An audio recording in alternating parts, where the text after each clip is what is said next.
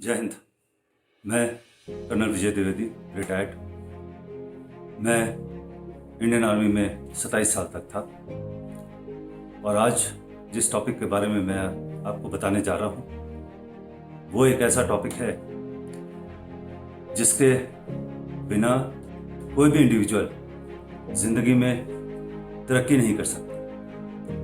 अगर आपने किसी भी बड़े आदमी को, चाहे वो पॉलिटिशियन हो, चाहे आर्मी के जनरल हो, चाहे गवर्नमेंट सर्विस में बहुत ऊंचे ओहदे पे पहुंचे हों, चाहे वो बहुत ही बड़े बिजनेसमैन हो, अगर आप किसी को भी स्टडी करेंगे तो देखेंगे कि ये एक वर्ड उनके कामयाबी के पीछे बहुत ज़बरदस्त तरीके से खड़ा था और वो वर्ड है डिसिप्लिन। आज मैं आपको डिसिप्लिन के बारे में बहुत कुछ बताऊंगा। सबसे पहले हम कवर करेंगे डिसिप्लिन के डेफिनेशंस, उसके बाद उसके ऑब्जेक्टिव्स क्या क्या हैं, डिसिप्लिन रखने से आप क्या क्या अचीव कर सकते हैं, क्या आपको मिल सकता है, वेरियस टाइप्स ऑफ डिसिप्लिन, कितने तरह के डिसिप्लिन होते हैं, इसके अलावा इनडिसिप्लिन क्या होता है, various principles of discipline, discipline को ऑब्जर्व करके रखने के लिए क्या क्या बातें ध्यान में रखनी चाहिए। एक बहुत important aspect self discipline. Discipline ऊपर से इम्पोज हो सकता है, लेकिन अगर आप में अंदर से डिसिप्लिन है तो वो सबसे अच्छी चीज़ हो सकती है। उसके बारे में डिटेल में बताऊंगा। और फाइनली मैं कवर करूंगा कि स्टूडेंट या वर्कर्स अपनी डिसिप्लिन कैसे अच्छी रख सकते हैं और कैसे कामयाबी पा सकते हैं, और टीचर या जो एम्प्लॉयर हैं, जो नौकरी दे रहे हैं, वो अपने ऑर्गेनाइजेशन में डिसिप्लिन कैसे रख सकते हैं और कैसे मेंटेन कर सकते हैं, और इससे दोनों को, स्टूडेंट्स ऑब्लिक वर्कर्स या टीचर्स ऑब्लिक एम्प्लॉयर्स को कैसे फ़ायदा होगा।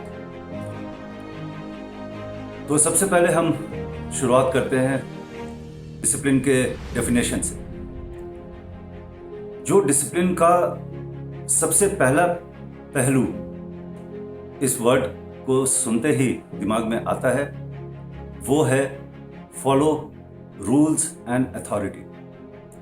जी हाँ, यही डेफिनेशन भी है। अभी सबसे पहले हम इसको समझेंगे कि रूल्स और अथॉरिटी क्या क्या है।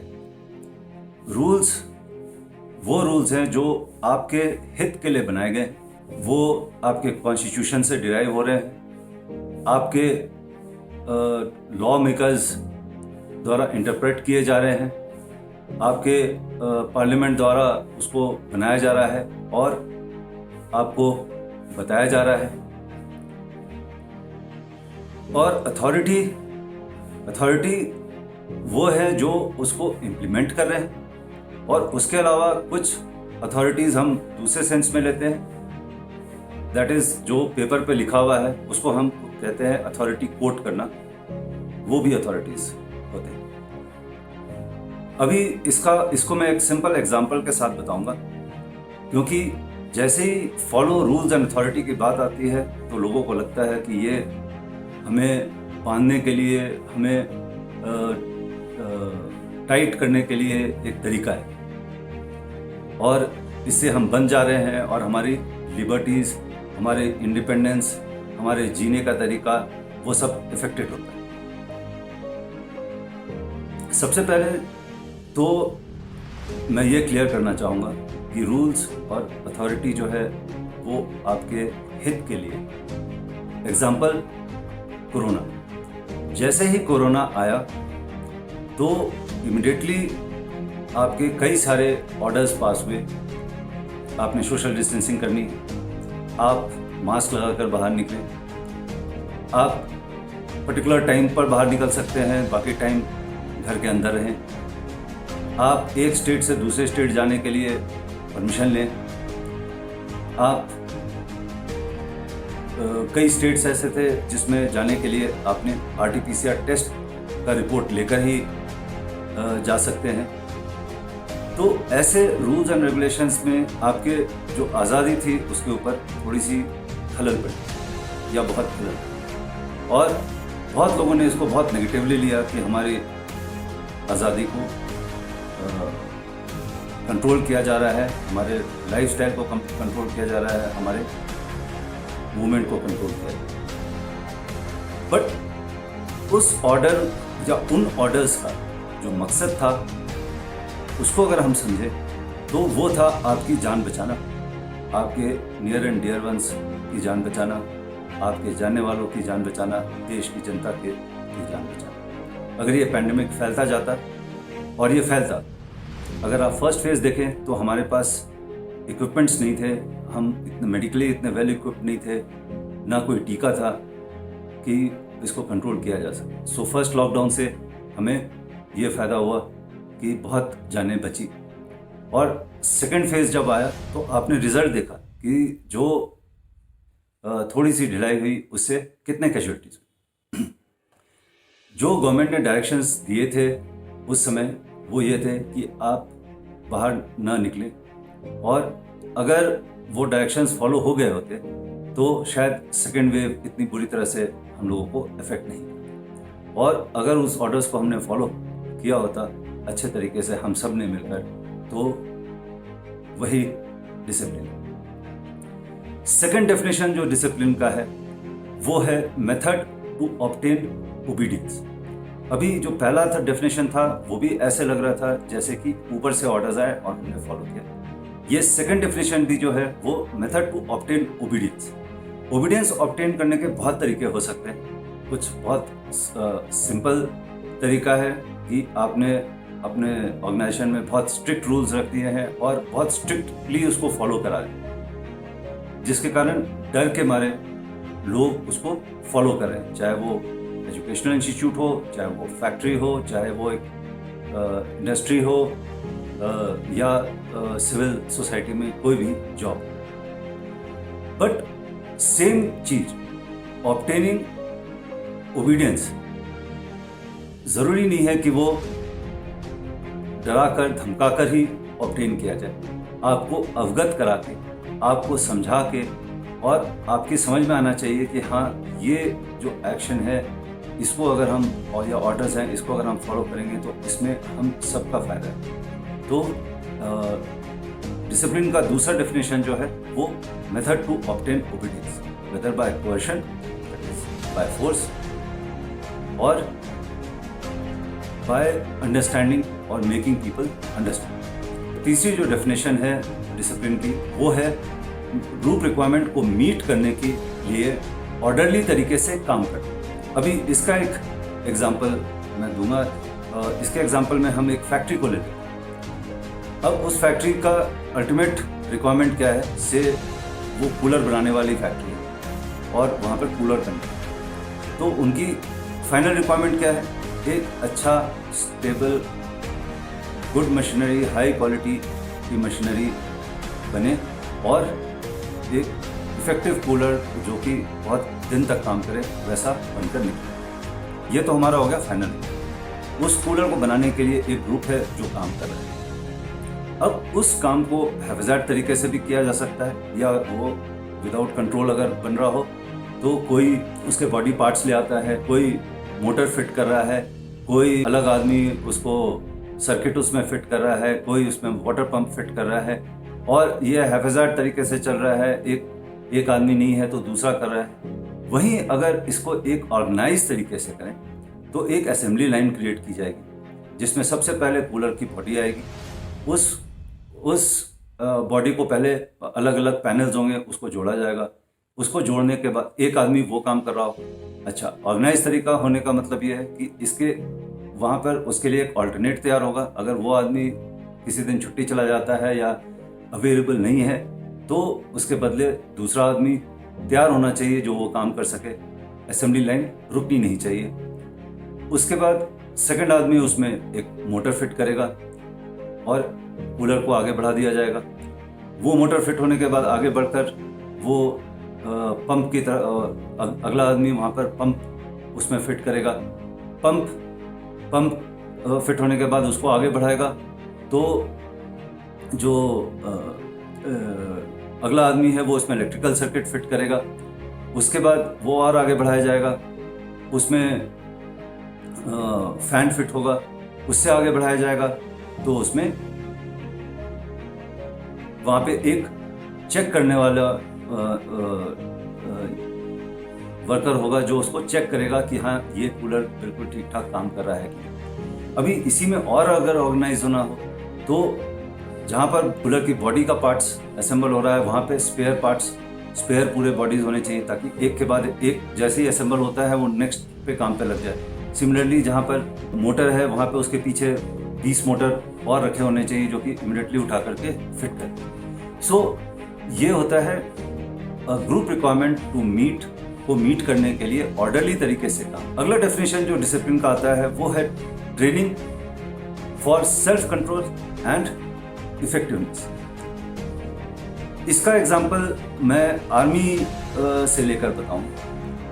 इंडियन आर्मी में हर तरह के लोग आते हैं, हर कंट्री के हर पार्ट से लोग आते हैं। कोई साउथ इंडियन है, कोई नॉर्थ इंडियन है, कोई ईस्ट इंडियन है, कोई वेस्ट इंडियन है, कोई हिंदी जानता है, कोई इंग्लिश जानता है, कोई हिंदी इंग्लिश दोनों ही नहीं जानता, सिर्फ रीजनल लैंग्वेज जानता है। तो उनको ये सब जब जवान ट्रेनिंग के लिए आते हैं तो इनको एक जगह इकट्ठा किया जाता है और इनकी एक साथ ट्रेनिंग होती है। जिसकी हिंदी कमज़ोर है उसको हिंदी सिखाया जाता है, सबको एक तरह का डिसिप्लिन सिखाया जाता है।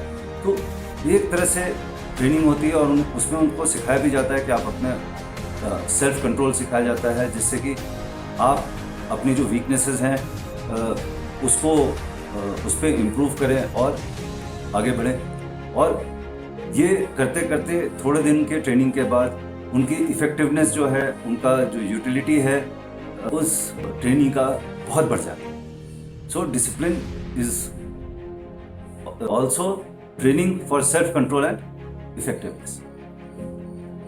इसका एक और डेफिनेशन है ऑर्डरली बिहेवियर। जो आप बिहेव करते हैं, जहाँ पे आप जाते हैं, जहाँ आते हैं, जो उठते हैं, बैठते हैं, कैसे आप अपने बिहेवियर रखते हैं, कैसे लोगों से इंटरेक्ट करते हैं, कैसे आप अपनी हरकत करते हैं, और वो भी डिसिप्लिन का एक मेजर पार्ट है। अभी इस पॉइंट में जो ऑर्डरली बिहेवियर है वो बिहेवियर खासकर तब मैटर करता है जब आपको कोई देख ना रहा हो। हर कोई जब कोई उसको देख रहा हो तो वो एक अलग तरीके से बिहेव करता है, वो दिखाने की कोशिश करता है कि हाँ वो बहुत अच्छा आदमी है या तरतीब से काम करता है। बट वहीं जब वो अकेला होता है तो उसका बिहेवियर बिल्कुल ही डिफरेंट होता है। और अगर आपने जब अकेले में अपने आप को डिसिप्लिन कर लिया और आपने ऑर्डरली बिहेवियर कर लिया तो आपको उससे बहुत सारे बेनिफिट्स मिलते हैं। इसके अलावा डिसिप्लिन ऑर्डरली बिहेवियर का ये भी एक तरीका है, जैसे आप सुबह कितने बजे उठते हैं, आपने अपना टाइम एक सेट कर रखा है, आपने प्लानिंग कर रखी है कि हाँ मुझे सुबह उठना है, इतने बजे उठकर तैयार होना है, इतने बजे तक मेरा ब्रेकफास्ट हो जाना चाहिए। If I am doing yoga I should be doing yoga at so and so time. If I am doing exercises I should be doing exercises at so and so time without missing them। and उसके बाद मैंने अपनी पढ़ाई शुरू करनी है, या अगर स्कूल जाना है तो स्कूल टाइम से पहुंचना है, लेट नहीं पहुंचना। स्कूल पहुंच करके स्कूल में जो टीचर पढ़ा रहे हैं वो ठीक से पढ़ना है और आके फिर रिवीजन करना है, होमवर्क करना है। वो भी डिसिप्लिन का एक पार्ट है और वो ऑर्डरली बिहेवियर। अगला डेफिनेशन जो डिसिप्लिन का है वो है bridging the gap between goals and achievements। आपने अपने लिए कुछ गोल्स सेटअप करने, हर कोई करता है। कोई अमीर बनना चाहता है, कोई पढ़ाई लिखाई में अच्छा होना चाहता है, कोई गवर्नमेंट सर्विस में जाना चाहता है, कोई किसी के कुछ शॉर्ट टर्म गोल्स होते हैं, कुछ लॉन्ग टर्म गोल्स होते हैं। शॉर्ट टर्म गोल्स ऐसे होते हैं जैसे ठीक है मुझे अगले एक हफ्ते में अपना फिज़िक्स का पूरा सिलेबस कवर करना है, लॉन्ग टर्म या 15 दिन में करना है। और लॉन्ग टर्म गोल हो सकते हैं कि ओवरऑल मुझे 10th में एटलीस्ट 95% मार्क्स उठाना है, तो वो आप अपने गोल सेट करते हैं। तो जो डिसिप्लिन है, अब आप एक डिसिप्लिन तरीके से उसके पढ़ाई के लिए आप लग जाते हैं, सुबह से शाम पढ़ रहे हैं, लेकिन अगर आप उसको ऑर्डरली तरीके से और डिसिप्लिन तरीके से नहीं पढ़ाई करेंगे, नहीं प्लानिंग करेंगे, तो आपका जो तरीका है वो कामयाब होना मुश्किल है। आपने उसमें टाइम डिवाइड करना है, फिज़िक्स के लिए इतने घंटे, सो एंड सो चैप्टर के लिए इतने घंटे, डिफ़िकल्ट चैप्टर्स के लिए इतने घंटे, इजी चैप्टर्स के लिए सिर्फ इतने घंटे। मॉक टेस्ट जिससे हर एक स्टूडेंट डरता है, कोई भी किसी भी स्टूडेंट को आप अगर लीजिए तो वो मॉक टेस्ट के नाम से ही घबरा जाता है, कोई टेस्ट लेना नहीं चाहता। इनफैक्ट टेक्स्ट पढ़ते समय मेजॉरिटी ऑफ द स्टूडेंट्स को you will see that they will try to avoid question and answers, जबकि सबसे इम्पॉर्टेंट पार्ट होता है कि आप चैप्टर के पीछे जो क्वेश्चन आंसर्स हैं उसको पढ़ें और along with it previous years question paper पढ़ें और बाकी question paper, sample question paper solve करें। तो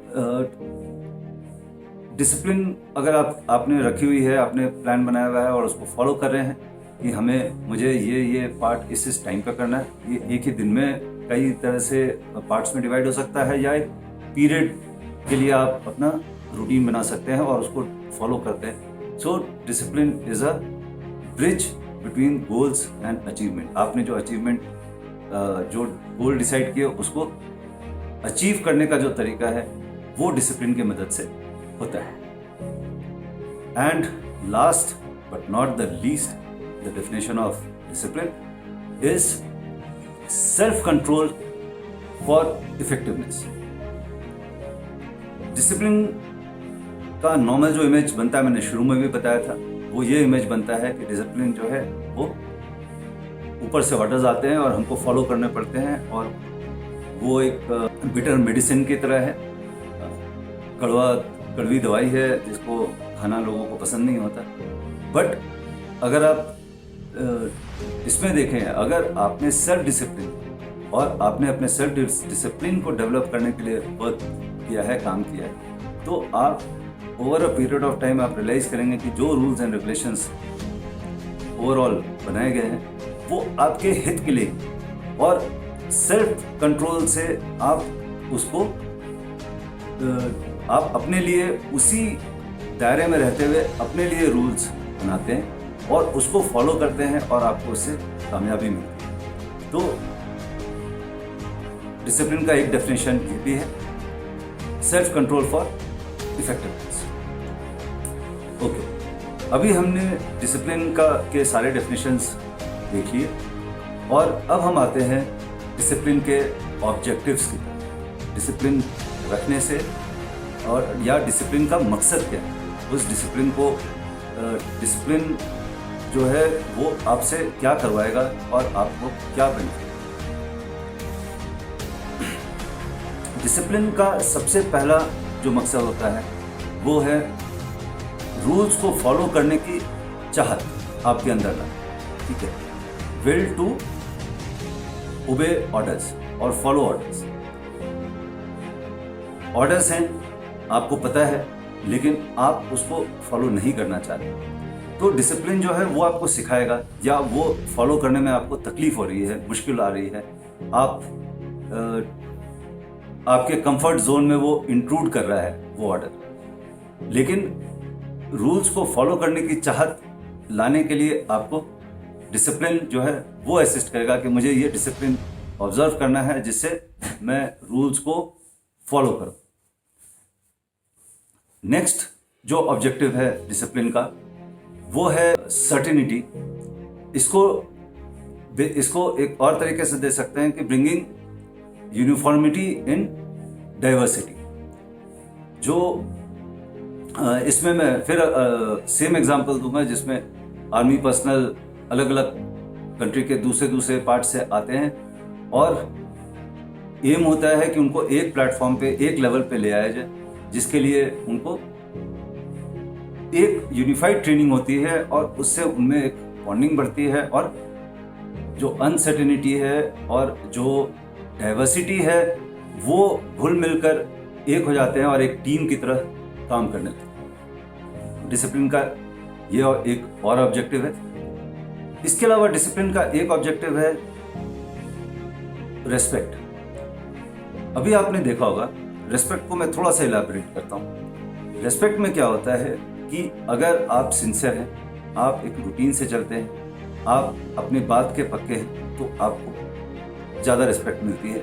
चाहे आप सोसाइटी के किसी भी स्टार्ट ऑफ में हो, चाहे आप छोटे लेवल पे हो, चाहे आप एक वर्कर हो, चाहे आप एक स्टूडेंट हो, चाहे आप एक टीचर हो, चाहे आप प्रिंसिपल हो, चाहे आप बहुत बड़े पॉलिटिशियन हो या बहुत बड़े बिजनेसमैन हो, अगर आप जो वर्ड देते हो और जो काम, जो टाइम डिसाइड करते हो, आप उस पर पहुँचते हो, तो आपको उसके लिए अलग से रिस्पेक्ट मिलता है। हर कोई जो आपसे इंटरेक्ट करता है वो जानता है कि आप एक काम जो है उसको आप बिल्कुल टाइम से कर दोगे, या आपको अगर काम दे दिया तो वो काम देकर भूल सकता है। जितनी ज़्यादा आप जिम्मेवारी लेते हो और काम को ढंग तरीके से करते हो, तो उतनी ज़्यादा रिस्पेक्ट आपको मिलती है। इसमें एक एग्जांपल जैसे कोट करूँ, आज के डेट में अमेज़ॉन, ये चीज़ जो है बिजनेस प्रैक्टिसेस में भी बहुत यूज़ होती है। जो रिलायबल बिजनेसेस हैं जैसे अमेज़ॉन आपके पास डिलीवरी का एक शेड्यूल भेज देता है। वो बताता है 27th your item will be delivered by 27th of अगस्त। तो आप जब उसको देखेंगे, या तो वो सामान आपके पास 27 अगस्त से पहले आ जाएगा या 1-2 दिन डिले होगा। मेजॉरिटी होता है, कुछ केसेस में ये डिले भी होता है, उसमें प्रॉब्लम्स भी होते हैं, बट इन जनरल वो सामान आपके पास टाइम से पहुंच जाता है। और आप इसलिए अमेज़ॉन की रिस्पेक्ट करते हैं। और सिंस आप अमेज़ॉन के इस वर्क एथिक्स का या प्रैक्टिस का रिस्पेक्ट करते हैं, इसलिए आप अमेज़ॉन से सामान मंगाने में आप डरते नहीं हैं, आप उसको एक डिफरेंट तरह का रिस्पेक्ट देते हैं। ये एक एग्जाम्पल था, ऐसे हज़ारों एग्जाम्पल मैं कोट कर सकता हूँ। वहीं पर अगर आप एक दूसरे आदमी को ले लीजिए या दूसरे बिजनेस को ले लीजिए, जिसने आपको बोला कि मैं आपको सामान इस डेट तक पहुँचा दूंगा, या ये काम मैं आपका कल आकर कर दूंगा, या सिलेबस है, होमवर्क है जो आपने कल सबमिट करना है, अगर आप नहीं सबमिट करते हो as a student, as a worker, आपने कल तक एक पर्टिकुलर काम करके देना था, आप नहीं करके देते हो, या एक इन्फॉर्मेशन आपने लेके आनी थी वो आप नहीं लेके आते हो, एज अ एम्प्लॉयर या एज अ टीचर आपने एक सब्जेक्ट को कवर करना था उस टाइम, एक टाइम प्लान में, वो आप नहीं कर पा रहे हो, या एज अ एम्प्लॉयर आपने अपने स्टाफ को कुछ प्रॉमिस किया वो नहीं करते हो, तो आपकी रिस्पेक्ट सिर्फ डाउन नहीं होती, बहुत डाउन होती है। आपकी रेपुटेशन जो है वो खराब होती है। तो डिसिप्लिन का एक ऑब्जेक्टिव है, और ये सारा कुछ अचीव होता है डिसिप्लिन से। अगर आप अच्छी डिसिप्लिन रखते हो, टाइमली काम करते हो, टाइमली मेंटेन करते हो, अपने वर्ड पर रीजनेबली पक्के हो, अपनी तरफ से कोशिश कर रहे हो कि सब कुछ सही टाइम से सही तरीके से हो, तो आपको रिस्पेक्ट मिलेगी। तो डिसिप्लिन का एक ऑब्जेक्टिव है रिस्पेक्ट। इसके अलावा एक और ऑब्जेक्टिव है डिसिप्लिन का, दैट इज इंक्रीज एफिशिएंसी। अभी एफिशिएंसी कैसे बढ़ेगी? डिसिप्लिन अगर आपने रखा है, आपने अपना टाइम प्लान बना लिया है, आप अपने स्टडी शेड्यूल को फॉलो कर रहे हो और डिसिप्लिन से उसको बिल्कुल उस पर चल रहे हो। ये नहीं आपने प्लान किया है कि मैं 2 घंटे में फिजिक्स का ये चैप्टर करूँगा और आपने उस पर 6 घंटे लगा दिए, और बीच में आपने व्हाट्सएप भी देखना शुरू कर दिया, टीवी भी देखना शुरू कर दिया। आपने बोला मैं एक छोटा सा ब्रेक लूँगा, और छोटा सा ब्रेक को लंबा कर दिया जस्ट फॉर एंटरटेनमेंट। तो entertainment is also important. You should, in entertainment also you have to follow discipline. You have to be like, entertainment का एक टाइम फिक्स करिए और आप उस समय में देखिए। आपको बहुत शौक है कोई इस पर्टिकुलर सीरीज़ को देखने का, आपने डिसाइड कर लिया मैं ये सीरीज़ देखूंगा, ग्रहण देखूंगा, लेकिन एक एपिसोड एक बार देखूंगा, बीच में पढ़ाई से ब्रेक लूँगा, या at the end of the day रात में जब मेरी पढ़ाई खत्म हो जाएगी उसके बाद एक एपिसोड देखकर सो जाऊँगा। आपको म्यूज़िक सुनने का शौक है, आप एक बार जैसे ही आपकी पढ़ाई खत्म होती है, आपने म्यूज़िक स्विच ऑन कर लिया, 10 मिनट आपने म्यूज़िक सुन लिया, या 15 मिनट या आधे घंटे आपने टाइम फिक्स किया, जो भी टाइम आप अपने लिए फिक्स करते हो जो कि प्रैक्टिकल है, जिसमें आपको एडिक्वेट टाइम मिले फॉर स्टडीज़ और एडिक्वेट टाइम मिले फॉर रेस्ट, उसको बैलेंस आउट करते हो, तो वो डिसिप्लिन से अगर फॉलो करते हो तो वो आपकी एफिशिएंसी को बहुत बढ़ाता है। इसमें जो आप कितने घंटे सोते हो वो भी डिसिप्लिन का ही पार्ट है। अगर आपने डिसाइड किया है कि मुझे 8 घंटे की नींद सोनी है, जिसमें से 6 घंटे मैं रात में सोऊंगा और 2 घंटे में दिन के टाइम पर सोकर अपने आप को रिफ्रेश करके ब्रेक लेते हुए दोबारा पढ़ाई करूंगा, तो वो आपने फॉलो करना है। तो ऑब्जेक्टिव डिसिप्लिन का ये भी है टू इंक्रीज योर एफिशिएंसी।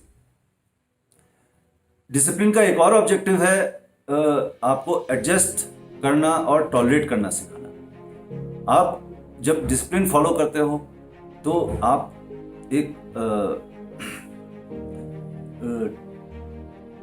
किसी भी काम को करते वक्त आपको या किसी से भी रिलेशनशिप में, एक फ्रेंडशिप है, आपकी ग्रुप है, उसमें आपने अगर आपको टॉलरेट करने की आदत नहीं है और आप दूसरे को एडजस्ट करके नहीं चलते हो, तो वो बहुत टीम बनना बहुत मुश्किल है। हर किसी की डिफरेंट चॉइसेस होती हैं। फॉर एग्जांपल, आप लोग 3 दोस्त हो, एक का बहुत इंटरेस्ट है थिएटर देखने में, एक का इंटरेस्ट है पिक्चर हॉल में जाकर के घूमने का, एक का इंटरेस्ट है मॉल घूमने का और चौथे का इंटरेस्ट है कि घर पे बैठ करके ही गप लगाने। तो अगर सब अड़ गए कि मैं तो पिक्चर जाऊंगा, मैं इधर जाऊंगा, मैं उधर जाऊंगा, तो टीम आपकी कभी बनेगी, बिखर जाएगी। तो उसमें आपने एक सोल्यूशन निकालना है कि एक बार हम मूवी हॉल में गैदर होंगे, एक बार हम थिएटर में गैदर होंगे, एक बार हम इधर गैदर होंगे। अब आपको थिएटर नहीं भी पसंद हो, लेकिन आप अपने दोस्त की खातिर वहाँ पर रहेंगे, जिससे कि आपकी टीम बनी रहे। और हर जगह जहाँ पे भी आप जा रहे हैं या जहाँ पे आप इंटरेक्ट कर रहे हैं, आप कुछ सीखते हैं। It will always benefit you in some way और अदर। तो आप एडजस्ट करते हो, आप वो चीज़ टॉलरेट करते हो जो जिसमें आपको ज़्यादा इंटरेस्ट नहीं, बट उससे टीम का स्ट्रेंथ बनता है। तो ये एक ऑब्जेक्टिव है डिसिप्लिन का, आपको एडजस्ट करना और टॉलरेट करना सीखना। एंड जो फाइनल ऑब्जेक्टिव है डिसिप्लिन का, वो है आपको डायरेक्शन और एंड रिस्पॉन्सिबिलिटी, आपको दिशा दिखाना और आपको जिम्मेवारी लेना सिखाना।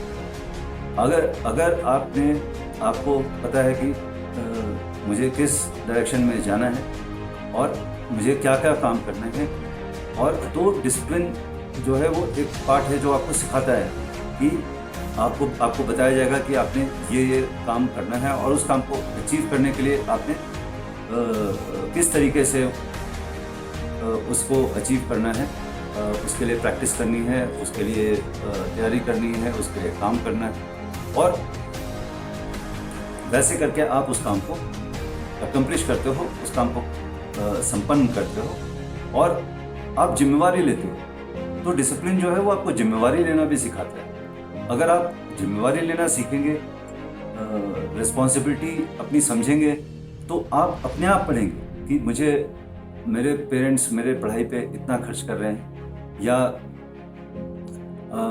मेरे बच्चों की पढ़ाई के लिए मुझे इतने पैसे कमाने की ज़रूरत है, इतने पैसे कमाने के लिए मुझे इतना ज़्यादा देर तक काम करना पड़ेगा। तो वो एक आपकी रिस्पॉन्सिबिलिटी बन जाती है बच्चों की पेरेंट्स की तरफ, कि वो समझेंगे कि रिस्पॉन्सिबिलिटी, जब मेरे ऊपर पढ़ाई पे इतना खर्च हो रहा है तो मुझे नॉलेज गेन करना चाहिए और अपना टाइम वाइल अवे नहीं करना चाहिए, वेस्ट नहीं करना चाहिए। सिमिलरली आपको, अगर आप एक जॉब में हो तो उस जॉब में आपने काम तो करना ही है और उससे जो अर्न करना है उसको फैमिली की तरफ डाइवर्ट करना है, और फैमिली में और अपने एक्सपेंडिचर भी चलाने हैं, अपनी फ्यूचर प्लानिंग भी करनी है, उसके लिए आपने इसको इन्वेस्ट करना है पैसों को। तो वो भी डिसिप्लिन का पार्ट ही आता है कि आपने अपनी रिस्पॉन्सिबिलिटी को समझेंगे और उससे आपका ग्रोथ हो। Now coming to the next topic that is on discipline is the types of discipline. Discipline के क्या प्रकार हैं?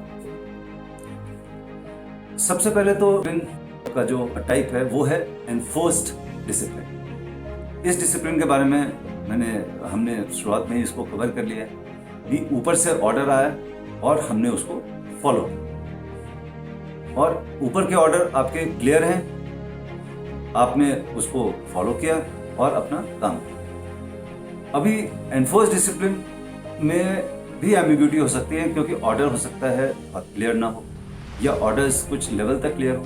तो जिस लेवल तक या जो पार्ट ऑर्डर का क्लियर है वो क्लियर है, जो नहीं क्लियर है अब आपके पास उसमें दो ऑप्शन है। Based on your experience you can take your decisions, और अपने एक्सपीरियंस के बेसिस पे आपने डिसीजन लिया और काम को आगे बढ़ाते चले गए। और दूसरा ऑप्शन ये है कि अगर आपको समझ में नहीं आ रहा है कि इस ऑर्डर्स को फॉलो करते समय एक पर्टिकुलर स्टेज पर पहुंचकर आप अटक रहे हैं, तो आपने अपने सुपीरियर से फ़ोन करके पूछा या वैसे पूछा कि सर अभी तक मैंने ये कर लिया है और अब आगे मुझे क्या करना। बट अभी इसी में इस इनडिसिप्लिन कैसे होगी? इनडिसिप्लिन ऐसे होगी कि आपने काम ही छोड़ दिया कि ऑर्डर्स तो क्लियर है नहीं, मुझे पता नहीं है और कुछ बताया भी नहीं है कि ये काम अगर ऐसा सिचुएशन हो जाए या इस स्टेज पे पहुंच के इसके बाद क्या करना है, तो ऑर्डर्स आर नॉट क्लियर, तो मैंने अपना ऑफिस बंद किया या अपना डेस्क बंद किया और उठ के चल दिए कि अब कल देखेंगे। और यहीं पे अगर डिसिप्लिन की बात करें, आप एकदम बिल्कुल क्लियर नहीं हो कि मैं नहीं कर सकता हूँ, तो आपने और आपके बॉस भी जा चुके हैं, जस्ट अ सिचुएशन, तो ऑफिस में तो आप बॉस को फ़ोन करके पूछें कि सर मैं यहाँ पर हूँ, इस स्टेज पे मैं अटक गया हूँ, इस काम को अब मैं इसमें क्या करूँ। Though there may be bosses who may not like you to disturb them at home, but rest assured that with experience I am telling that any time अगर वर्क या जेन्युइन डाउट है या जेन्युइन काम के लिए आप कभी भी बॉस को फ़ोन करोगे तो वो हमेशा आपको सही गाइड करते हैं। There may be exceptions, they are everywhere. दूसरा जो डिसिप्लिन का एस्पेक्ट है अभी तक जो हमने कवर किया उसमें से वो है सेल्फ डिसिप्लिन का। अब सेल्फ डिसिप्लिन का क्या क्या पार्ट है? सबसे पहले सेल्फ कंट्रोल, अपने ऊपर कंट्रोल।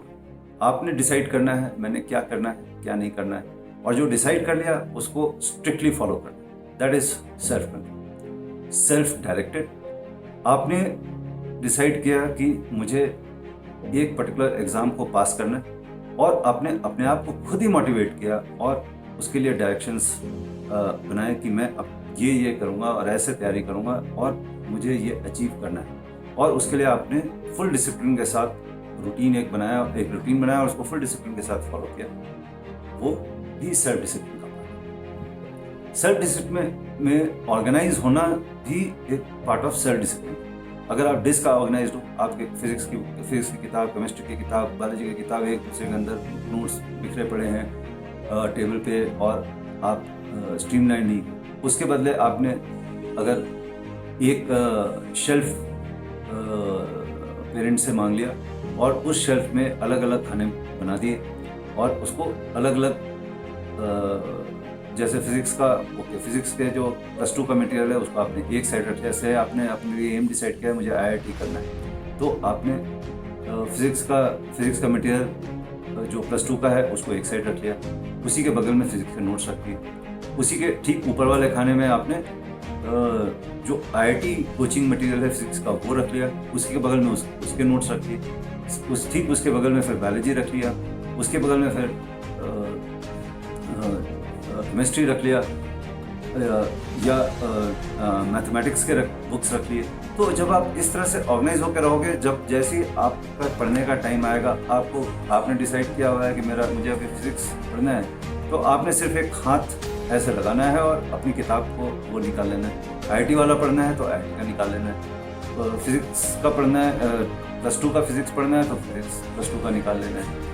क्वेश्चन आंसर्स करना है, एक क्वेश्चन बैंक एंड क्वेश्चन जो सैम्पल पेपर्स हैं या प्रीवियस ईयर क्वेश्चन पेपर्स हैं उनको एक अलग जगह पे आपने सेट करके रखा तीन सब्जेक्ट वाइज। तो आपका जो टाइम एक तो मटेरियल ढूंढने में वेस्ट नहीं होता और दूसरा आपके माइंड में फॉगिंग नहीं होती, और फॉगिंग नहीं होने से जब माइंड में क्लैरिटी होती है आपकी पढ़ाई की एफिशिएंसी बहुत बढ़ जाती है और आपको पढ़ने का मन भी करता है। अगर वही टेबल पे बिखरा पड़ा है सामान, पहले तो आपने टेबल पर से किताब को हटाना है या उसमें से फाइल बना रखा है उसमें से ढूंढ के निकाल रहे हैं, तो आपके 10 मिनट तो वैसे ही या 5 मिनट वैसे ही वेस्ट हो गए। उसके बाद आपका जो इंक्लिनेशन टुवर्ड स्टडी है वो वैसे ही थोड़ा सा कम हो जाता है। तो ऑर्गेनाइज होना भी is a type of discipline. इसके अलावा सेल्फ डिसिप्लिन का एक पार्ट है ऑन टाइम। आपने जो चीज डिसाइड किया है, आपने ऑफिस पहुंचना है, टाइम पे पहुंचना है। आपने किसी को अपॉइंटमेंट दी है, आपने टाइम पे पहुंचना है। आपने कोई काम आपको बॉस ने दिया है, उन्होंने टाइम दिया है कि आपको इस समय तक मुझे ये प्रेजेंटेशन बनाकर चाहिए, या मुझे ये टास्क चाहिए, या ये सामान यहाँ से वहाँ तक पहुँच जाना चाहिए।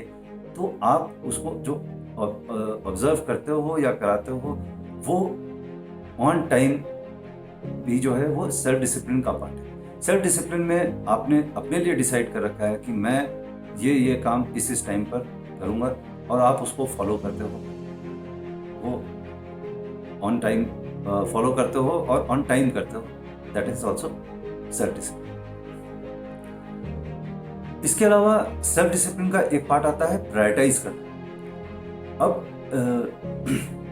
अब आपके पास 10 काम हैं, आपको आपके बॉस ने या सुपीरियर ने या ग्रुप के लीडर ने आपको 10 टास्क बताए। अब वो 10 टास्क में से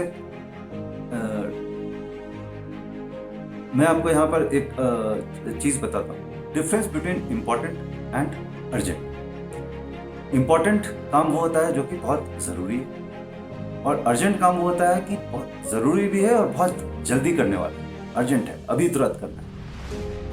तो जब आप प्रायोरिटाइज करते हैं तो आपको टास्क को एनालाइज करना है कि मैं कौन सा टास्क अभी अर्जेंट हो रहा है, कौन सा इम्पोर्टेंट है जिसको जल्दी तो करना है लेकिन थोड़ी देर बाद किया जा सकता है। पहले अर्जेंट को अटेंड करना है, फिर इम्पोर्टेंट को अटेंड करना है, और फिर रूटीन टास्क को अटेंड। तो वो प्रायोरिटी जो आप लेआउट करते हो वो भी सेल्फ डिसिप्लिन का पार्ट है। अगर आपने सेल्फ डिसिप्लिन नहीं है तो आप प्रायोरिटाइज करने की कोशिश भी नहीं, और प्रायोरिटाइज करने की कोशिश नहीं करोगे तो आपको अपने सुपीरियर से, ऊपर वाले से हमेशा उल्टा सुनने को मिलेगा, बिकॉज आप अर्जेंट चीज़ें मिस कर जाओगे, इम्पोर्टेंट को करना भूल जाओगे, और रूटीन टास्क में उलझे रहोगे। डिस्पाइट बीइंग सिंसियर, आप बहुत सिंसियर भी हो, बाय नेचर बाय आप सिंसियर हो, आप काम करना चाहते हो, लेकिन आपने सेल्फ डिसिप्लिन नहीं है, आप प्रायोरिटाइज नहीं कर रहे हो टास्क को। सिंसियर होने के बावजूद आपकी डिसिप्लिन कमजोर है और उससे आप सफर हैं। और सेल्फ कंट्रोल का जो एक मेजर पार्ट है उसमें वो ये है कि आप अपने मिस्टेक्स एक्सेप्ट करते हैं और मिडवे करेक्शन करते हैं। आपने पढ़ाई करनी शुरू की, आपने एक शेड्यूल बनाया, एक रूटीन बनाया, और आपने रियलाइज़ किया कि, और उसके बाद आपने 2 महीने पढ़ाई करी डिटेल में, और उसके बाद आपने मॉक टेस्ट लेकर के अपने आप को चेक किया कि मैं कहाँ पर, where do I stand. And जब आपने वो एग्ज़ाम लिया तो आपके आए 50%, whereas the requirement is to get around 70% at least for a competitive exam, just an exam. तो आपने देखा कि ओके मेरे सिर्फ 50 आ रहे हैं, और मुझे और अपने शेड्यूल को थोड़ा चेंज करके मुझे शायद अपने सब्जेक्ट पे जितना मैं टाइम दे रहा हूँ उससे ज़्यादा टाइम मुझे मॉक टेस्ट या टेस्ट लेने पर देना चाहिए, जिससे कि मेरी टाइम एफिशिएंसी बढ़े। जब आपने टेस्ट लिया तो आप और भी कुछ चीज़ें रियलाइज़ करोगे। एक तो रियलाइज़ करोगे कि आपका टाइम प्लान गड़बड़ हो रहा है, वो मोस्ट ऑफन ये स्टूडेंट्स के साथ होता है जो कॉम्पिटिटिव एग्ज़ाम्स में अपेयर होते हैं। उसके अलावा जब एग्ज़ाम दे रहे होंगे तो आप देखेंगे कि आप थोड़ा नर्वस हो रहे हो, आप चीज़ें भूल रहे हो। उसके अलावा जब एग्ज़ाम देने का टाइम आ रहा है तो आप एग्ज़ाम मॉक टेस्ट लेना ही नहीं चाह रहे, कई बार आप उसको टालते हो। तो डिसिप्लिन का एक ये भी पार्ट है मिडवे करेक्शन। एंड डिसिप्लिन का एक और पार्ट है वॉलंटियर। वॉलंटियर मतलब आप खुद हाथ उठाकर या जिम्मेवारी लेकर काम करने के लिए तैयार हो। वो भी एक सेल्फ डिसिप्लिन का पार्ट है। आपको वो हमेशा बेनिफिट देगा। अगर आपको लगता है कि आप ये काम कर सकते हो और दूसरा कोई नहीं कर सकता, और आप वॉलंटियर करके उस काम को करते हो, या आप उस चाहत से भी करते हो कि मैं इससे कुछ सीखूंगा, मेरी कुछ इम्प्रूवमेंट होगी, let me take on this, तभी आपका ग्रोथ हो। इसलिए वॉलंटियर करना भी सेल्फ डिसिप्लिन का ही एक पार्ट है। Now that we have covered so much on discipline, let us understand what is indiscipline. हमको ये समझना चाहिए कि indiscipline क्या होता है। अभी indiscipline को मैं कुछ पॉइंट फॉर्म में जनरली थोड़ी तेजी से पढ़ता। indiscipline क्या है? ऑर्डर ना मानना। ऑर्डर्स है, आपको ऑर्डर्स दिए गए हैं, आप उसको नहीं मान रहे, उसको फॉलो नहीं कर रहे। और ऑर्डर्स ना मानना ये ज़रूरी नहीं है कि आप अपने बॉस के सामने बिल्कुल खड़े होकर के आपने बटन खोल दिया और आपने बोला कि मैं ऑर्डर्स नहीं मानता। वो तो एक्सट्रीम केस है।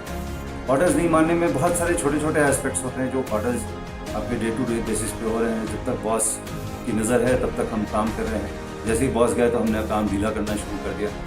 तो अगर आप ये सोचिए, जब असेंबली लाइन चलती है, अगर एक कार है, उसकी असेंबली लाइन में वैसे तो आजकल ज़्यादातर पार्ट्स ऑटोमेटेड होते हैं और फंक्शनिंग जो है पूरे ऑटोमेटेड होती है। लेकिन अगर एक मैकेनिक ने एक बोल्ट को 10 बार घुमाना था बॉस के सामने, तो वो अगर बॉस अगर ऊपर खड़ा है या किसी नज़र रखी हुई है उसके ऊपर, तो वो 10 बार उसको घुमा के टाइट कर रहा है। लेकिन जैसे ही बॉस गया तो वो 5 बार ही टाइट करके अगर छोड़ देता है, तो जब वो गाड़ी मार्केट में लॉन्च हो तो कुछ दिन चलाने के बाद उसके पुर्जे जो है वो ढीले पड़ने लगेंगे और खड़खड़ खड़खड़ करने लगेंगे। और उससे क्या होगा? कंपनी का नुकसान होगा, कंपनी की रेपुटेशन खराब होगी। कंपनी की रेपुटेशन खराब होगी तो आपकी भी रेपुटेशन खराब हो रही है। और अगर कंपनी की रेपुटेशन इतनी ज़्यादा खराब हो गई कि वो कंपनी ही डूब गई, तो आप समझ सकते हैं कि आपके लिए वो कितना कैटास्ट्रॉफिक होगा। आपके लिए भी तो नुकसान। अगर आप जिस ऑर्गेनाइजेशन में काम कर रहे हैं, अगर आपके कारण और स्पेशली आपके कारण वो फेल हो जा रहा है, तो ऑर्डर ना मानना is one type of indiscipline. Rules and regulations जो जनरल सोसाइटी के लिए बने हुए हैं और अदर रूल्स एंड रेगुलेशंस या किसी इंस्टीट्यूट, स्टूडेंट्स इंस्टीट्यूट के लिए बने हुए हैं, किसी कॉलेज के लिए बने हुए हैं, उसको ना फॉलो करना इज इनडिसिप्लिन। डिसऑर्डरलीनेस, एक ऑर्डरली तरीके से काम करना या ऑर्डर में चीज़ों को ना रखना, ये भी इनडिसिप्लिन। एब्सेंट बिहेवियर, आपको कई चीज़ें होती हैं जो कि पता होती हैं या जो आपको बताई गई। अगर आपने गाड़ी चलाते वक्त लेफ्ट का इंडिकेटर देना है और फिर बाएं मुड़ना है और आप वो नहीं करते, तो वो एब्सेंट बिहेवियर जो है वो आप में कैजुअल एटीट्यूड है, आप में डिसिप्लिन नहीं है कि मैं ठीक तरीके से कार चलाऊँ। You are not bothered about others कि अगर मैं इंडिकेटर के बिना मुड़ जाऊंगा तो हो सकता है पीछे से आने वाला या आगे से आने वाली कोई भी गाड़ी आपको धक्का मार दे, जिससे एक एक्सीडेंट होगा, जिससे आपको तो नुकसान होगा ही, दूसरे को भी नुकसान होगा। सो वो भी इनडिसिप्लिन होता है। Same kind of absent behaviour के साथ ही आ जाता है कैजुअलनेस एंड कैलेसनेस। कैजुअल बिहेवियर, आप एक कैजुअल बिहेवियर तो ऐसा होता है जो जिसको हम कॉमन लैंग्वेज में बोलते हैं कि इज़ वेरी कैजुअल। तो वो मतलब वो बॉदर्ड नहीं होता, बेतरतीब चल रहा होता है, एरोगेंट बिहेवियर है उसका, एक वो कैजुअल हो। एंड दूसरा है कि काम में बीइंग कैजुअल, या आपको टास्क दिया गया है लेकिन आप पहले आप अपनी मर्ज़ी से कुछ और ही कर रहे हो दूसरा काम, और जो मेन टास्क आपको दिया गया है आप उस पर फोकस नहीं कर रहे हो, वो भी इनडिसिप्लिन। हमेशा कंप्लेन करते रहना और शिकायत करते रहना, वो भी इनडिसिप्लिन का पार्ट है। आप अपना काम आपको दिया गया है, आप अपना काम करिए और खुश हो। अगर आप उस काम से खुश नहीं हैं तो आप दूसरे या तो रिप्रेजेंट करिए कि मुझे ये काम सूट नहीं कर रहा, मुझे दूसरा काम दिया गया, या फिर अगर आपको कोई किसी फैक्ट्री या इंडस्ट्री या किसी में आप काम कर रहे हैं और आपको सूट नहीं कर रहा, तो आप उसको छोड़कर चले जाइए, दूसरी जगह काम कर लीजिए जहाँ आपको सूट करता हो। बट वो डेली शिकायत करके वहाँ पर दूसरे लोगों को इन्फ्लुएंस करना कि ये तो यहाँ का सिस्टम ही है खराब, जो गाने में भी आता है बॉलीवुड के, तो वो करना भी इनडिसिप्लिन। अंडर परफॉर्मेंस, आपकी कैपेबिलिटी है कि आप एक दिन में आप 50 से आप एक ग्लास बल्ब मैन्युफैक्चरर हैं और आपने एक दिन में 50 बल्ब बनाते हैं, ठीक है, लेकिन बना सकते हैं, लेकिन अब आप बना नहीं रहे, तो वो अंडर परफॉर्मेंस होता है। इनडिसिप्लिन का एक और भी पार्ट है, दैट इज लूज टॉक या अफवाह फैलाना। ये अपने आप में इनडिसिप्लिन का सबसे मेरी तरफ से खराब फॉर्म मैं मानता हूँ। लूज टॉक करने से सिर्फ आपका अपना रेपुटेशन, आपकी अपनी इमेज खराब नहीं होती, आप दूसरे के साइक को भी अफेक्ट कर देते हो, गलत बातें फैला देते हो, और अफवाह जो होता है वो बहुत ही नेगेटिव इम्पैक्ट डालता है। जिस चीज़ के बारे में आपको पता नहीं है, या तो उसके बारे में अगर आप बोल रहे हैं तो पहले रिसर्च करिए, थोड़ा माइनर रिसर्च ही करिए, लेकिन रिसर्च करिए, कंफर्म करिए, असर्टेन करिए कि आपके पास सही इनपुट है, फिर आप उस बात को बोलिए या फैलाइए। अगर आप श्योर नहीं है, आपके पास प्रॉपर प्रूफ नहीं है, वो ऑथेंटिक इन्फॉर्मेशन है या नहीं है, तो उसके बारे में आपका चुप रहना बेहतर है। और ये बहुत ही बड़ा इनडिसिप्लिन जो अफवाह फैलाना।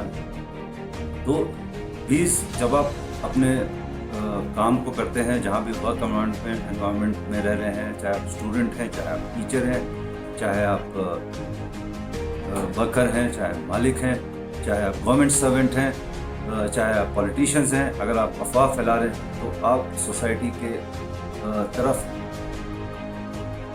एक तरह का क्राइम कर रहे हैं। ये सिर्फ ये नॉर्मल इनडिसिप्लिन नहीं है। आप लोग जानते होंगे आजकल व्हाट्सएप में कई तरह के आर्टिकल्स फॉरवर्ड होते रहते हैं और मिसलीडिंग वीडियोस फॉरवर्ड होते हैं। वो अफवाह फैलाना, जिसमें कई बार रिलीजियस ओवरटोन्स जिसमें होते हैं, या क्रिमिनल ओवरटोन्स होते हैं, और अलग अलग तरीके के एजेंडा वाले वीडियोस या आर्टिकल फ्लोट होते हैं।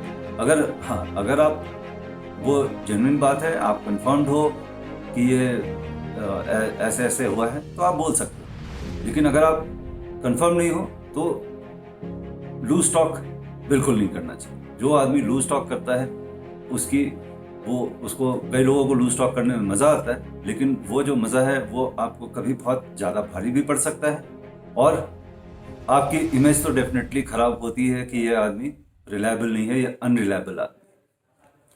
तो ये भी एक इनडिसिप्लिन। अभी इनडिसिप्लिन के कारण, इनडिसिप्लिन किन कारणों से होता है ये समझना टीचर्स के लिए बहुत ज़रूरी है, स्टूडेंट्स के लिए भी बहुत ज़रूरी है, एम्प्लॉयज़ के लिए भी बहुत ज़रूरी है, एम्प्लॉय के लिए भी बहुत ज़रूरी है। क्योंकि अगर आप समझेंगे कि इनडिसिप्लिन क्यों होता है तो आप इनडिसिप्लिन करने के लिए इंक्लाइन नहीं होंगे, आप उससे बचने के लिए, या इनडिसिप्लिन किस कारण से हो रहा है तो उस कारण को हटाने के लिए आप काम करें। एक तो इनडिसिप्लिन होती है अगर आपको कोई डीमोरलाइज कर रहा हो, या आप खुद ही डीमोरलाइज हो, तो आप इनडिसिप्लिन करने के लिए आपकी टेंडेंसी आती है, आप इनडिसिप्लिन बनते हो। तो जो आपके एम्प्लॉयर्स हैं, जो भी एम्प्लॉयर्स हैं हमारे या टीचर्स हैं, उनका ये एक मेजर टास्क बनता है कि वो इंश्योर करें कि उनके जो एम्प्लॉय हैं, या जो उनके साथ काम कर रहे हैं, या उनके नीचे काम कर रहे हैं, या जो उनके नीचे उनसे पढ़ाई कर रहे हैं, वो डीमोरलाइज ना हो। आप कभी भी ऐसा एक्शन ना लें जो कि किसी का उसके आत्मसम्मान को ठेस पहुँचे और वो उसका मोरल डाउन हो। इनडिसिप्लिन का दूसरा कारण होता है गलत चॉइस। अगर आपने कोई ज़िंदगी में कोई गलत चॉइस कर लिया तो उसके बाद आप उससे परेशान होकर के और खुश नहीं होकर के आप इनडिसिप्लिन में हो जाते हो और इनडिसिप्लिन वाली हरकत करते हो। अगला जो इनडिसिप्लिन का कारण है वो है सीनियर का खराब बिहेवियर। अगर जो सीनियर है वो अगर जूनियर से ठीक बिहेव नहीं करता है तो जो जूनियर है उसके दिमाग में एजिटेशन आती है, गुस्सा आता है और वो इनडिसिप्लिन की तरफ बढ़ता है। अगला इनडिसिप्लिन का कारण है अगर नीचे से ऊपर, अगर किसी ऑर्गेनाइजेशन नीचे से ऊपर की तरफ कम्युनिकेशन है तो भी इनडिसिप्लिन रहता है। जैसे इंडियन आर्मी में का एग्जांपल मैं आपको कोट करता हूँ। हमारे यहाँ एक सैनिक सम्मेलन होता है। सैनिक सम्मेलन में क्या किया जाता है कि जो यूनिट के सीईओ होते हैं या जो भी अहदेदार होते हैं वो आप जवान को पहले एड्रेस करते हैं और बताते हैं कि आगे आने वाले टाइम में हमें क्या क्या करना है, हमने क्या अच्छे काम किए उसकी बड़ाई भी करते हैं, जो गलत हुए उसके बारे में रिव्यू करके उसको बताते हैं कि हाँ ये गलत हो गया। और जब ये सो दैट आगे की कुछ टाइम के लिए उस महीने में हमारी क्या क्या फंक्शनिंग होनी चाहिए और क्या क्या हमने करना है, अचीव करना है, उसके बारे में वो सबको एक साथ पूरी बटालियन को या पूरी कंपनी को बताते हैं। उसके बाद जब लास्ट में होता है तो जवान जो भी हैं इंडियन आर्मी के, उस यूनिट के, उस कंपनी के या बटालियन के, उनको एक मौका दिया जाता है जिसमें वो रिप्रेजेंट कर सकें कि उनकी कोई प्रॉब्लम है।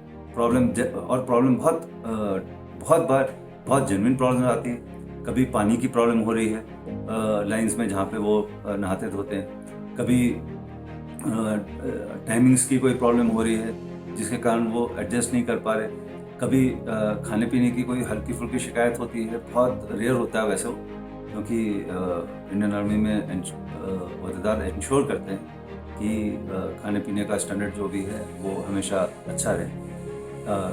फिर कभी कुछ पर्टिकुलर टास्क, और इसमें ऐसे पॉइंट्स दिए जाते हैं जो सबके बेनिफिट के लिए, और कुछ सजेशंस होते हैं। कुछ जवान सजेशंस देते हैं कि अगर हम अपने विंटर्स ज़्यादा हो रहे हैं, अभी हमको इस टाइम पे ये चेंज कर लेना चाहिए, पीटी का टाइम थोड़ा सा आगे बढ़ा के स्टार्ट करना चाहिए। तो इस तरह के जो पॉइंट्स हैं, या सुबह में सुबह के टाइम पे गर्म पानी होना चाहिए और उसके लिए हम अभी जो हीटर का इस्तेमाल कर रहे हैं उसके बदले कोई और तरीका कोई सजेस्ट करता है कि हम ऐसे यूज़ करें तो हमारी ये एफिशिएंसी बढ़ जाएगी, हमको कम टाइम लगेगा तैयार होने में और ऑफिस में आने में। तो ये वेलफेयर के भी पॉइंट्स होते हैं। और इससे क्या है, अपवर्ड कम्युनिकेशन होता है जिसमें नीचे वाले लोग ऊपर वाले को सजेस्ट करते हैं। अगर ये अपवर्ड कम्युनिकेशन का चैनल नहीं रहेगा तो नीचे डिसकंटेंट बढ़ेगा, और डिसकंटेंट बढ़ेगा तो इनडिसिप्लिन। इनडिसिप्लिन कमजोर लीडरशिप से भी होता है। अगर लीडर जो आपके हैं वो स्ट्रिक्ट नहीं है, वो खुद ही डिसिप्लिन फॉलो नहीं कर रहे हैं, ढीले हैं, तो भी इनडिसिप्लिन की प्रॉब्लम आती है। आपके सुपरवाइजर जो है वो नाकारा हैं, जो इनइफेक्टिव हैं, जो ठीक से सुपरवाइज नहीं कर रहे, तो इससे भी वर्कर्स में इनडिसिप्लिन आती है। सिमिलरली अगर टीचर्स आपके सिर्फ इसमें इंटरेस्टेड हैं कि सिर्फ आप पढ़ाई कर रहे हो, आपको वो पढ़ा लें और क्लास से निकल जाएं, ये नहीं देख रहे कि आपकी डिसिप्लिन क्लास में ठीक है कि नहीं, कौन सा बच्चा ध्यान दे रहा है, कौन सा बच्चा ध्यान नहीं दे रहा, वो भी एक इनडिसिप्लिन का कारण हो जाता है। लूज रूल्स, अगर आपके रूल ही ठीक से बने हुए नहीं हैं, उसमें बहुत सारे लूप होल्स हैं, उसमें कमियां हैं, तो भी इनडिसिप्लिन बढ़ता है। इसके अलावा पर्सनल प्रॉब्लम्स, अब हर एक इंडिविजुअल की कुछ ना कुछ पर्सनल प्रॉब्लम होती है। कोई फैमिली प्रॉब्लम होती है, किसी के कभी फादर बीमार हो जाएंगे, कभी किसी का जो बड़ा आदमी है उसके बच्चे बीमार हो जाएंगे, कोई और फैमिली प्रॉब्लम होगी, तरह तरह के प्रॉब्लम्स होते हैं लोगों को। तो अगर पर्सनल प्रॉब्लम्स में जो इंडिविजुअल उलझा होता है उसमें भी इनडिसिप्लिन होने का चांस ज़्यादा होता है। वेरी रिजिड रूल्स, बहुत सख्त कानून या सख्त रूल्स अगर बना दिए जाए तो उसको फॉलो करना लोगों के लिए मुश्किल हो जाता है। एट टाइम्स कॉन्ट्रडिक्टरी रूल्स उससे भी रूल्स फॉलो करना मुश्किल आता है। इंडिविजुअल के समझ में नहीं आता कि हम करें तो क्या करें, और उसमें जो है उसमें भी इनडिसिप्लिन का चांस बढ़ जाता है। काम के हालात अगर अच्छे ना हो, आप जहाँ पर आप काम कर रहे हो, किसी फैक्ट्री में काम कर रहे हो, वहाँ पे हालात अच्छे नहीं हो, गंदगी है, ग्रीस बिखरा पड़ा है, उसकी सफाई नहीं हो रही, या आप एक डेयरी फार्म में काम कर रहे हो, वहाँ सफाई नहीं हो रही, तो आप वो एक गंदे माहौल में गंदे तरीके से काम करने की आदत तो पड़ जाती है, लेकिन उससे इनडिसिप्लिन भी बढ़ता है। आप एक डेयरी फार्म में जाइए जहाँ पे खूब अच्छे से सफाई होती हो और क्लीनिंग होती हो, वहाँ पे हेल्थ भी अच्छा रहेगा और मोरल भी अच्छा रहेगा और डिसिप्लिन भी बनी रहेगी। बैकग्राउंड ऑफ द इंडिविजुअल भी डिसिप्लिन या इनडिसिप्लिन पे में रोल प्ले करता है।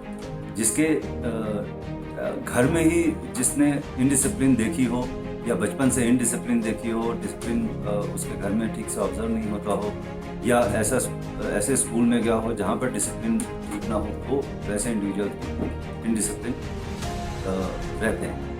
ऐसा नहीं है कि उसको सुधारा नहीं जा सकता, उसको इम्प्रूव किया जा सकता है, लेकिन इनिशियली इनडिसिप्लिन रहता है, और अगर कोई उसकी तरफ ध्यान दे और मेहनत करे तो डिसिप्लिन हमेशा लाई जा सकती है, वापस लाई जा सकती है। इसके अलावा जजमेंटल एरर, अगर आपकी नॉलेज किसी चीज़ के बारे में कम है, अगर आपका ब्रॉड बेस्ड नॉलेज नहीं है, तो आप जजमेंट में एरर करते हो और उस एरर के कारण इनडिसिप्लिन हो जाती है, जो कि नहीं होनी चाहिए। तो उसको ध्यान में रखते हुए आपने जो भी काम आप कर रहे हैं उससे रिलेटेड और एसोसिएटेड जो नॉलेज आपके पास होनी चाहिए वो होनी चाहिए। उससे आपका जजमेंट बेटर होता है और आपकी डिसिप्लिन भी बेटर होती है, इनडिसिप्लिन आपसे दूर जाता है। इसके अलावा कोऑर्डिनेशन की कमी, कई बार कई काम ऐसे होते हैं जिसमें कि कोऑर्डिनेट करने की ज़रूरत होती है। 3-4 ग्रुप अलग अलग मिलकर काम कर रहे हैं, जैसे मैंने असेंबली लाइन की बात करी थी, अगर उसी में कोऑर्डिनेशन की कमी हो गई और एक स्टेज से stage 1, stage 2, stage 3, stage 4, stage 5, stage 6 में वो जिस कूलर की मैंने बात करी थी वो मैन्युफैक्चर हो रहा है और उसमें कोऑर्डिनेशन की कहीं कमी होती है। आपके पास 10 एक दिन में आपने अगर 100 कूलर्स बनाने थे, तो आपके पीछे असेंबली लाइन में बैकअप में 100 मोटर्स भी रेडी होने चाहिए, 100 फैन भी रेडी होने चाहिए, 100 सर्किट भी रेडी होने चाहिए, 100 पंप भी रेडी होने चाहिए। लेकिन अगर वो रेडी नहीं है तो 50 या 55 बनाने के बाद फैंस ख़त्म हो गए, तो कोऑर्डिनेशन की कमी हो गई और उसको भी अगर जो उसके लिए जिम्मेवार था वो इंश्योर कि 100 फैंस हो, उसने अपना काम नहीं किया और वो भी इनडिसिप्लिन का कारण बनता है। उससे ओवरऑल एक तो एफिशिएंसी डाउन होती है और जो वर्कर हैं वो भी दुखी होते हैं क्योंकि जो अच्छा काम कर रहे हैं और जो करना चाहते हैं उनको डिसअपॉइंटमेंट होती है अगर वो एक पर्टिकुलर टारगेट लेकर चल रहे हैं और वो नहीं कर पाते उस दिन उस काम को due to lack of coordination. और इसके अलावा इनडिसिप्लिन का एक बहुत मेजर रीज़न होता है जब भेदभाव शुरू होता है, डिस्क्रिमिनेशन शुरू होता है।